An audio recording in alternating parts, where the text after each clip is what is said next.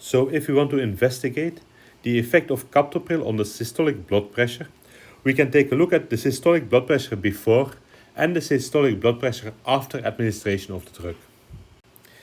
Previously, we already mentioned that looking at the difference between the blood pressure after and before would make more sense.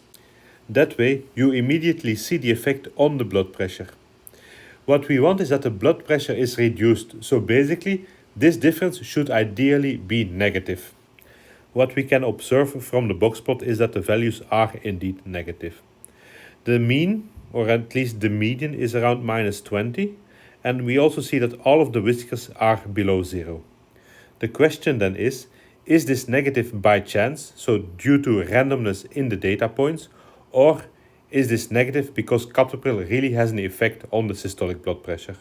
If we then look at the numbers, we see that the mean difference in systolic blood pressure is minus 18.93. So we have on average a decrease of 18. The standard deviation is 9.02 and the standard error is 2.33. Now, the fact that this sample mean is different from 0 is not sufficient to conclude that also on a population level your mean will be different from 0 or your systolic blood pressure before and after administration of the medicine is different. To be able to generalize this mean difference to a population level, we must be certain that this mean difference is large enough to be systematic, so not be caused by chance. The question is then, how large does it need to be? From what moment on is this difference systematic, and when do we say it is caused by chance, it is caused by randomness? In order to answer this question, we will define how much deviation from the expected value of 0 is allowed. So 0 is no effect, there is no effect. So when is there an effect? If my effect is significantly different from 0. So if the effect that I see is not 0, but in a significant way, so in a systematic way. The way to define whether or not this deviation is significant will be through the distribution. So we will be using the distribution of the data to see how likely it is that the effect that I am seeing is a systematic effect. So from what moment on will we say that the effect is significant? Or otherwise put, which values of the observed effect are okay to see an effect and which do not point towards an effect? To answer this question, let us invert the reasoning.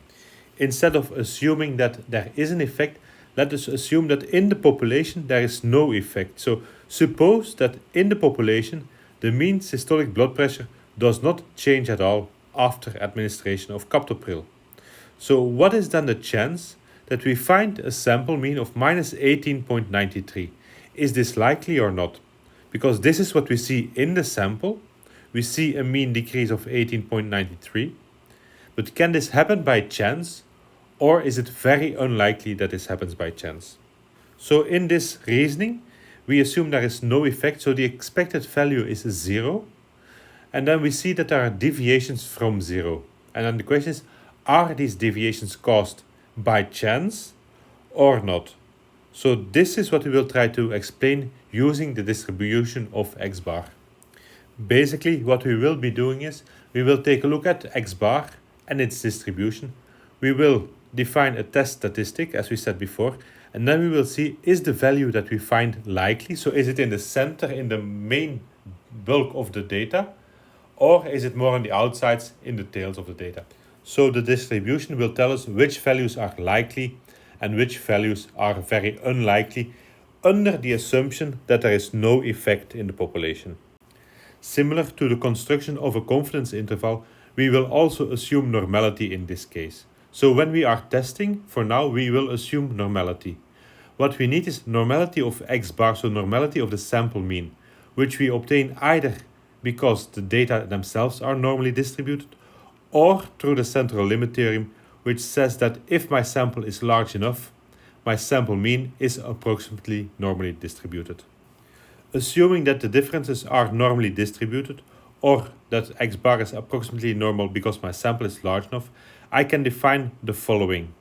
Define capital T, what we will call the test statistic, as x bar minus 0 divided by s over the square root of n. What does this formula tell me? What is happening in the formula is that I take my sample mean, I subtract the population mean, which in this case is 0, because we assume that there is no effect, so the effect is 0 under what we will call the null hypothesis. So we assume there is no effect, we subtract 0, and then we divide by the standard error. We divide by the standard error to normalize our data. And if we do this, then this value follows a t-distribution with n-1 degrees of freedom. As you can see, we wrote h0 above the tilde.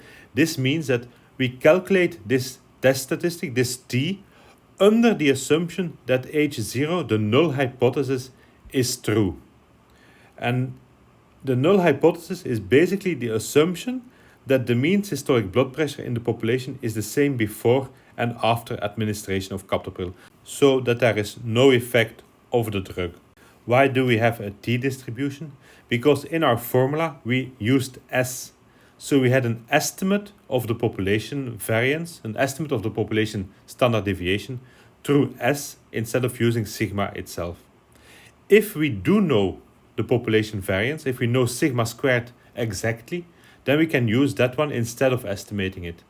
And if we use that one, then of course we do not go to a t-distribution, but we perform the test using a standard normal distribution.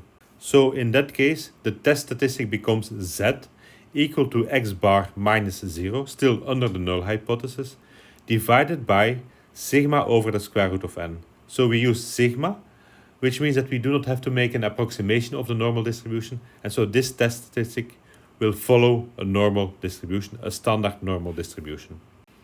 If we then calculate this value, we obtain minus 8.12. Please note that here we use a small t. Why a small t? Because we have introduced the values, we get a value as outcome. The previous slide we had a capital T because we still have a random variable. We used random variables to define the test statistic, so it is also a random variable. But once we enter the values, once we obtain a value as outcome, it becomes deterministic, it is no longer random. So if my null hypothesis is true, my test statistic t is minus 8.12. And this should come from a t-distribution with 14 degrees of freedom. We can then plot this t-distribution, and then we can add the value t equal to minus 8.12 on this plot. And what we see is that this value, this minus 8.12, lies extremely to the left, so very much in the left tail. Hence, what we can assume is that this is not really a likely value.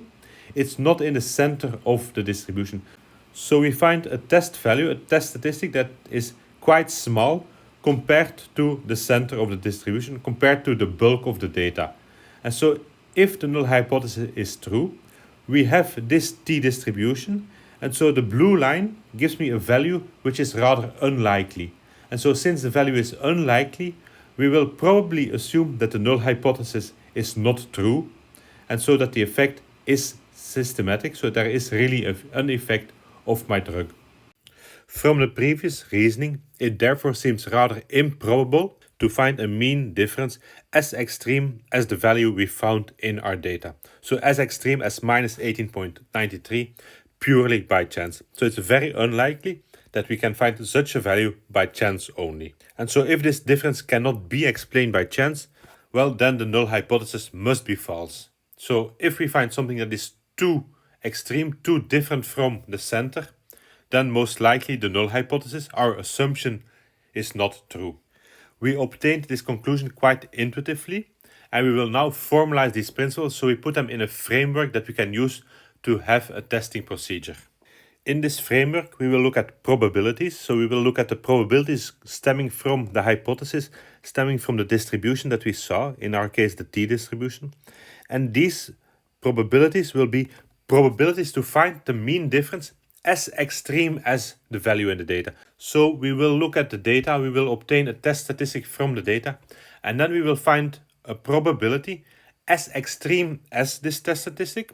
Why as extreme? Because the probability for a single point is always 0, so it doesn't make sense to look at the point itself, but we will define a probability as extreme as the point, so at least the point or worse. Normally, we start from the alternative hypothesis. So the alternative hypothesis is the thing that we want to prove. It is what we want to show. What we would like to show in our example is that the mean systolic blood pressure before and after administration of captopril is different, so that the drug has an effect on the blood pressure. The way that we will show this is by falsification of the opposite statement, the null hypothesis. So we will start from the null hypothesis as we did in the intuitive case, and then we try to show that the null hypothesis is false, and if the null hypothesis is false, then most likely the alternative hypothesis will be true. So again, the alternative hypothesis is what we want to show. It is the effect that we would like to show through our experiment. The null hypothesis is the current situation, the current status, the status quo, so the situation as it is now.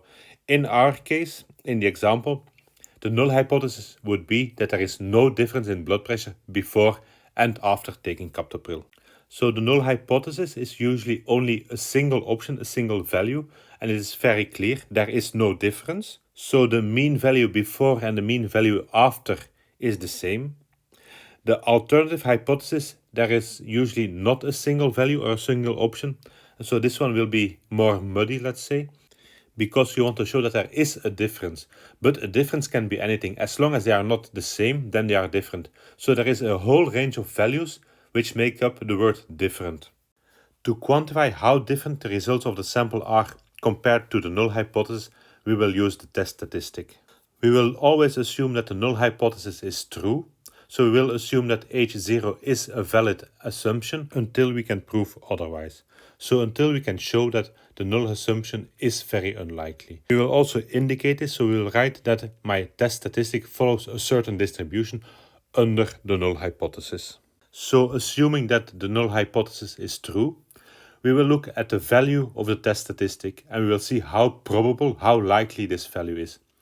The less probable this value is, the less certain we are of the null hypothesis and the more evidence there is for the alternative hypothesis. In our current case, we are comparing a mean difference and we want that there is no difference between the blood pressure before and the blood pressure after. So we are looking at a mean difference of 0.